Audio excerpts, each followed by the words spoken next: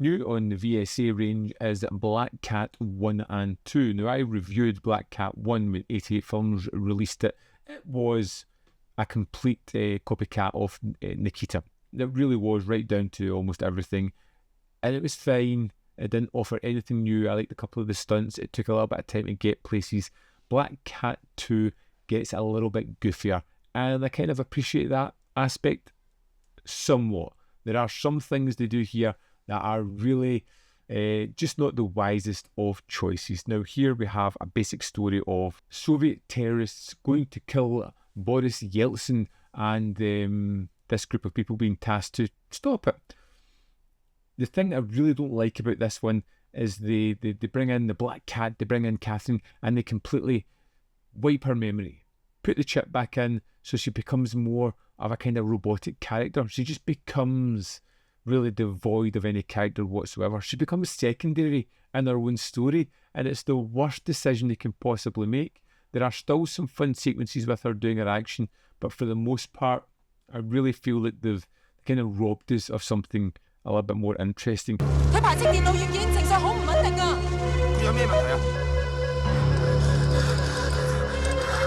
Our main character is now a CIA handler of sorts who's trying to stop this assassination attempt and hoping that Black Cat can help, but she keeps making some wrong choices. There's one incredibly fun sequence where she bursts into a mall and shoots a granny in the head by accident almost, and it's just one of the kind of weird choices that the film makes.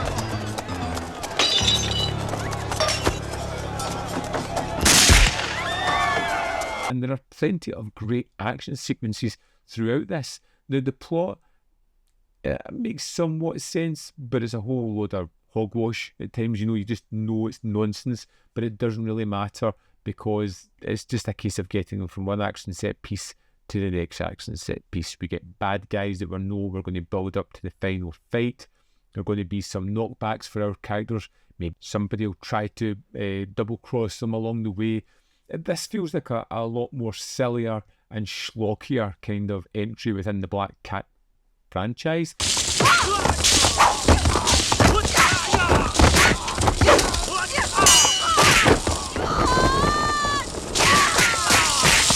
And I really do miss the fact that Catherine has been turned into an almost robotic character. That kind of volatile character at the start, someone who's trying to deal with how she is now part machine and how she is stuck within a scenario she doesn't want to be in, was a really interesting aspect of the first movie. Someone who wanted to go on with her life but had to do these things to facilitate that was interesting. But here she's just a hound dog. She's just there to chase down the bad guys. In fact, they even give her an upgraded chip that can help her sense nuclear material so she can hunt down the bad guys.